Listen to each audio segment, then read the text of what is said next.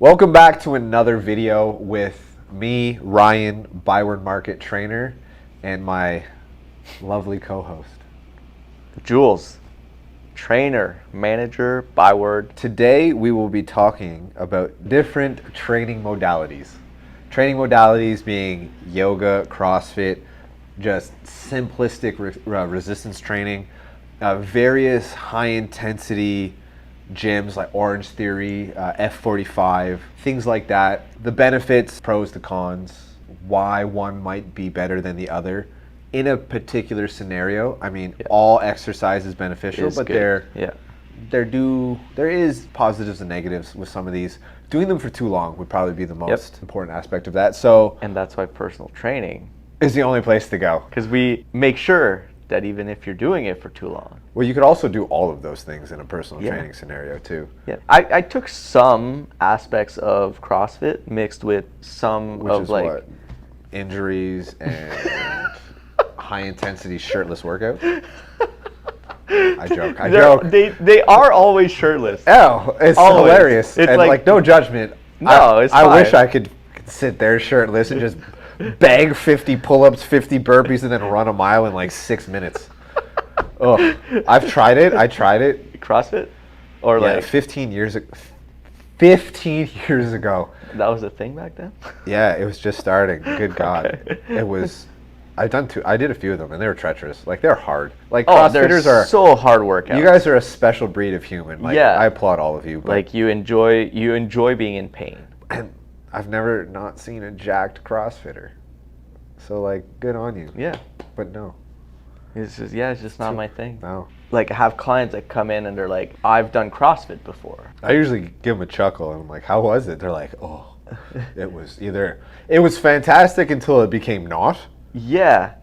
Well, that's the thing. And it's like, the clients we see sometimes have a hard time with basic movements. So when they go and start talking about like, like my friend goes to CrossFit and is really good shape, and it's like, yes, but the workouts are. If you're a beginner lifter, don't do CrossFit because you're gonna most likely get hurt, in my opinion. CrossFit for beginners is not an issue. It would be go into CrossFit with the idea of learning the movements, not the intensity at which those movements need to be done. Yeah. You can learn and force intensity over time and see really good progress, but if the gym is not something that you're motivated to do on a regular basis, that style of workout might not be for you, because you can't do CrossFit once a week. It's intense. You'll be so sore.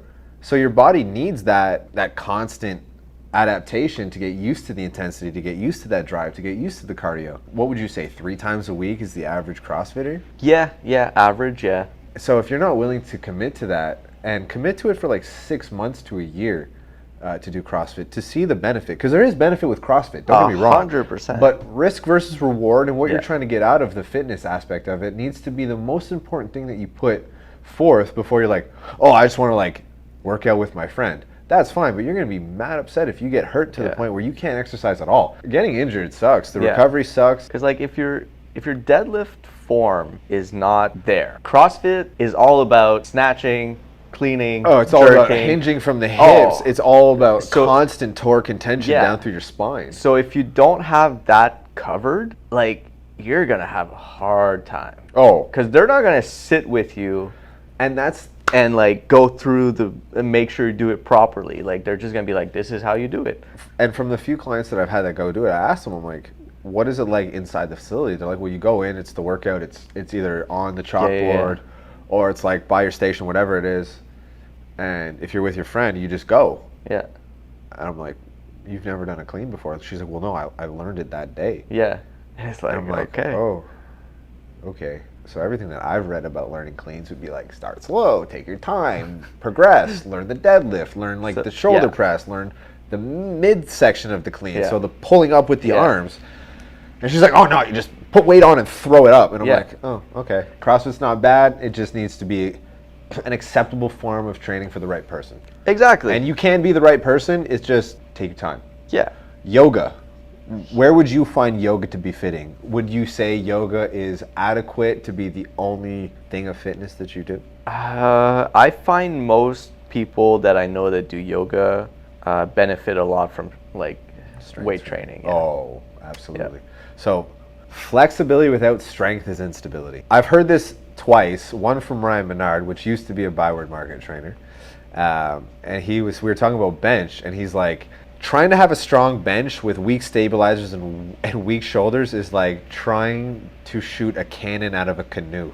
Yeah. And I'm like, that wouldn't work. It wouldn't work. It wouldn't work. So yoga has its benefits from a flexibility, 100%. mobility standpoint, body weight movements. Yeah. Like some of the higher end yoga people, they're strong as can be. Strong. So it strong. has its benefits, Yeah. but if you're doing the same yoga day after day, week after week, and there's not an element of challenge to it, that's when it no longer becomes beneficial. So adding an element of resistance or an intensity to certain aspects of yoga can be equated to more of a resistance training style workout, being very particular with the movements you choose.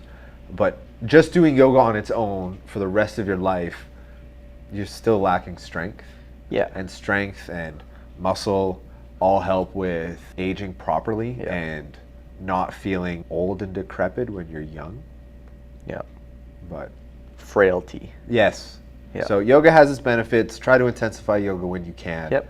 If you have that ability. Flexibility is good, but without strength, it's instability. Yeah. So finding the happy medium between. What would you say about like the F45s and the Orange Theories? So the 45-minute, high-intensity, circuit-based. Well, F45 circuit-based, Orange Theory is not. It's trainer-led. Yeah, but it's kind of like circuit similar. Yeah. It's the same idea.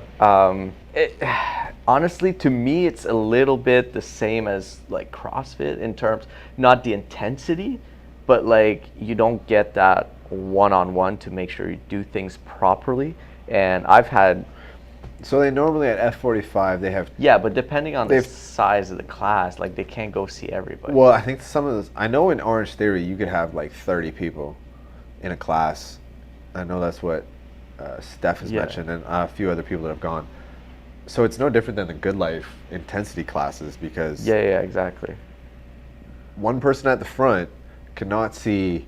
Yeah. Anyone in the back. So it's a good way of exercise, but if you're still new. Yeah. You need to find either stand closer to the instructor or go talk to the instructor at the start and be like, yo, I'm new. If you have the time after, can you just tell me what I might need to work on? Yeah.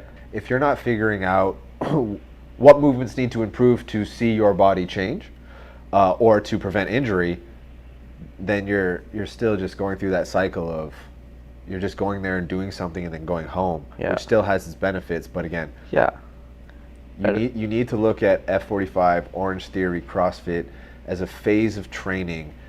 And if it's going to be lifelong, making sure that when it gets easy, because it will. It will, not from a cardiovascular standpoint, but from a muscle resistance standpoint. Yeah. There needs to be, okay, instead of 30 seconds with this super light weight that I know I can do, let me see if I can go back to what it was like when I started with a heavier weight, do 10, take a break, do 10, take a break. That will have massive impact because it's a different stress on the body even though it's the same movements.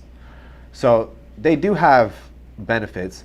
I find it's a hit or a miss, but again, I've had many clients come in and they're like, I was doing this, I got hurt, that's why I'm here. And like, it's not a hit on any of those places. No, getting hurt is you did something wrong in a split second decision, and your body was like, "Yo, I'm out." Exactly. It happens. Yeah, it happens. There's nothing they could have done, but at least with like personal training, you get somebody seeing every inch of your movement the whole time. Yes. So if something does happen, they probably have a good idea of how it happened rather than just being like, this happened, I don't know. Training modalities. What do we need to know? What is important to know? Just as long as you're moving.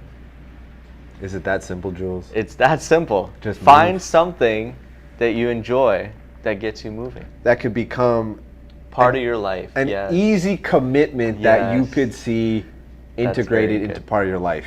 They all do the trick. They all work. Get your fitness on. Yeah. We'll see you in Let's the do next it. video. Let's That get moving. probably will derail. Yeah. Again. Have a good night, good day, good evening, whatever it is. See you guys in the next one. Bye-bye.